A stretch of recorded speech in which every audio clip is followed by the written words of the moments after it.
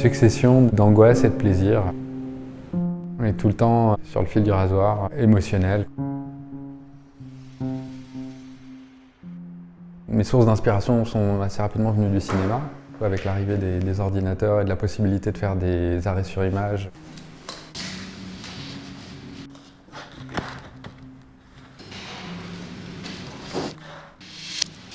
Ce qui m'intéresse, c'est de représenter le mouvement, l'action, parce que c'est des choses qui sont assez peu représentées justement dans la peinture.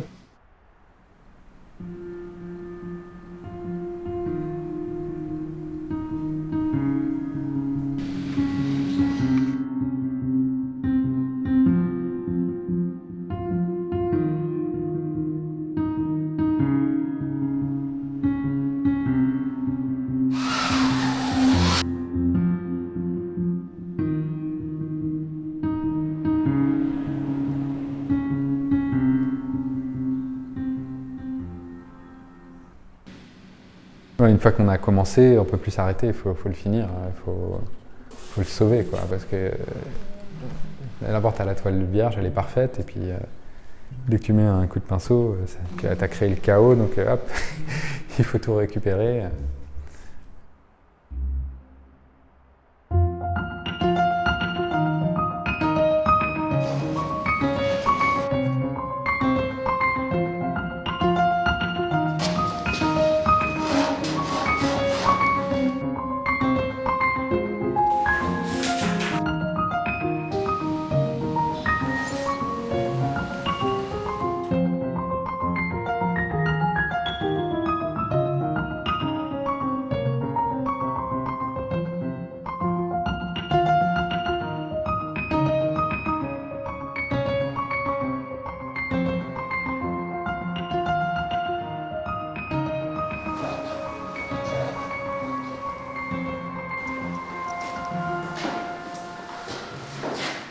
J'ai commencé vraiment la peinture, c'est-à-dire sortir du dessin mais vraiment passer à la peinture en découvrant Francis Bacon, parce que j'étais intrigué par la peinture classique, la peinture abstraite aussi. Mais là, je voyais avec lui quelqu'un qui était dans la figuration, mais avec beaucoup d'éléments abstraits. Enfin, ça m'a vraiment surpris, quoi, de voir qu'on pouvait innover, qu'on pouvait inventer. Et donc ça m'a donné plein d'idées, de manières de faire de la peinture différemment. J'arrivais à voir des peintures que je voulais faire et que je ne voyais pas dans les musées ou les galeries.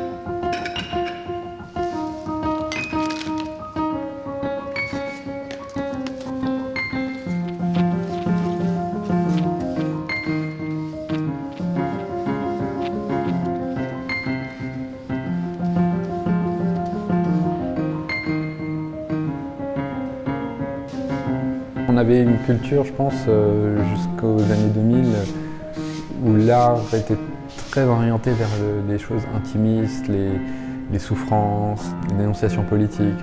Et même si tout ça c'est intéressant, mais je veux dire, ça prenait vraiment le pas sur tout le reste. C'était important pour moi, le côté drôle de la peinture, le côté humoristique, de générer des sentiments positifs, pas parce que je suis quelqu'un de particulièrement joyeux ou qui a envie de convertir tout le monde à un optimisme béat. Tout simplement parce que je trouve que c'est trop systématiquement, que l'art est trop systématiquement négatif. Donc j'avais un peu envie voilà, il y a un vide, je le comble.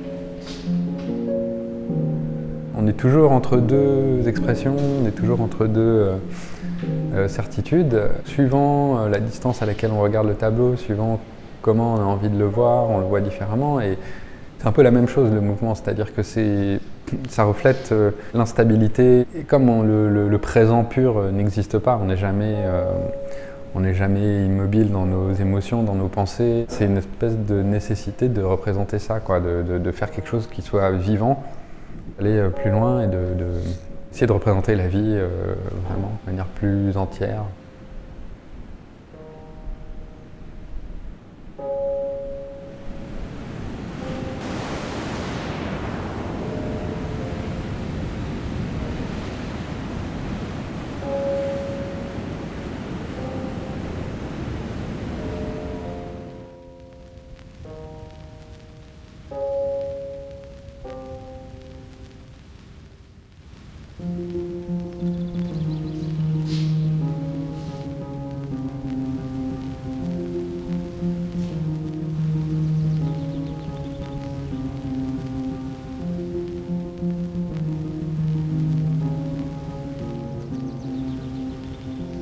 Et ça va être très douloureux d'aller jusqu'au bout du tableau. Ça va être pendant 2 semaines à revenir tous les jours et à souffrir de ne pas comprendre comment terminer le tableau. On cherche l'équilibre, on le trouve, et après, c'est là qu'il y a aussi la notion de risque, c'est-à-dire qu'il faut à nouveau reprendre un risque pour aller plus loin. Quand on arrête le tableau, c'est qu'on a pris suffisamment de risques et on a été suffisamment loin, et on a été suffisamment récompensé des risques qu'on a pris, peut-être.